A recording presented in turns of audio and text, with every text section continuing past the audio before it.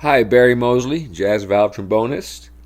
It's a late night here, and I'm just kind of relaxing, sipping a little scotch, and thinking about something to talk about. And I've been thinking tonight about the great Frank Rosolino. If you're a trombonist, of course, you don't need me to say anything more. You already know how phenomenal he was.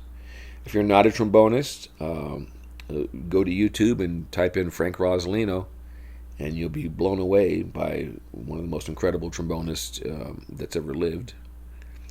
And in a way, Frank was basically based in the last years of his life, many years. He was based in Los Angeles. At the time, I was living in Toronto, Canada, and I was a big fan of his music. I listened to all his records and bought them and all the stuff. And I was, of course, a huge fan. And I didn't think I'd ever get a chance to meet him because I was living in Toronto, and I didn't go to L.A. I didn't really at that time. I didn't know anybody in L.A.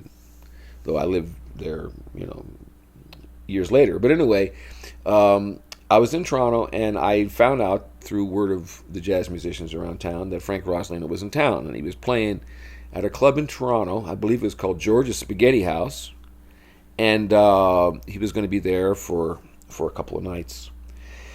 And so I immediately, made sure I was there. And I went and I got in there and I went right up to the front, sat right in the front. I could almost touch a slide. And needless to say, I was totally blown away. I'm a jazz valve trombonist, but I also did play the slide and still can, but that's another story. But I started playing slide trombone, and I'm influenced by all the slide trombonists as well, not just the valve trombone players.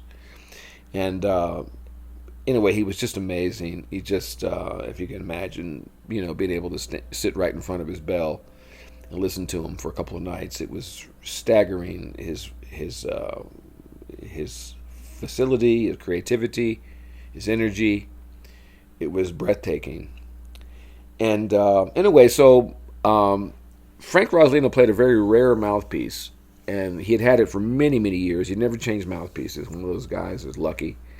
And he had it for many years. And my good friend, who's still a great friend, the famous mouthpiece maker and trumpet maker and all kinds of things maker, Terry Warburton, was in Toronto. And Terry Warburton was actually copying Frank Rosolino's mouthpiece. It was so rare, if Frank would have lost it, I don't know what he would have done. But in a way, Frank gave it to Terry, and Terry still has that mouthpiece, the original, but Terry copied his mouthpiece, and he also has mouthpieces for sale, a little plug for Terry, and Terry Warburton Music. There's a Frank Rosolino mouthpiece model that's available for sale. I think he's made them in 3 different diameters because Frank's original was so narrow. In a way, because I know Terry for many years, being in Toronto, Terry knew Frank, and so during the breaks, Frank would come down, and he would sit with Terry and I at the table.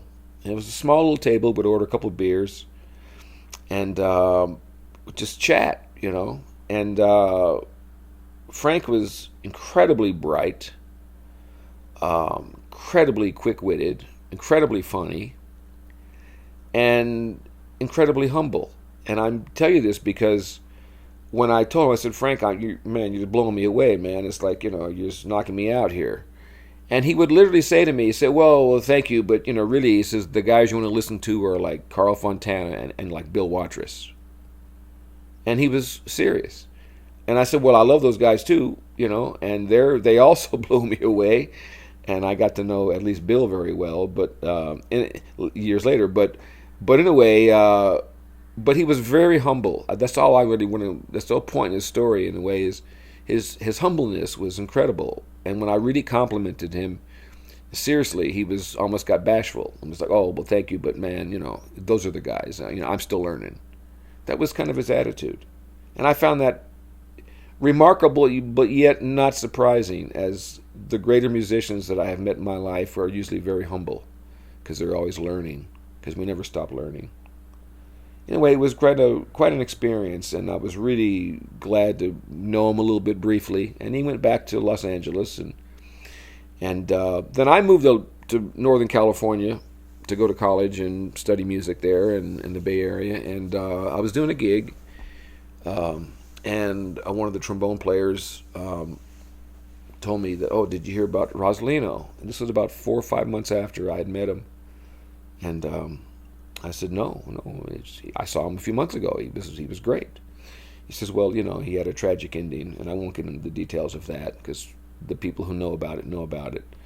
But I was just in tears, because this man was such incredible talent.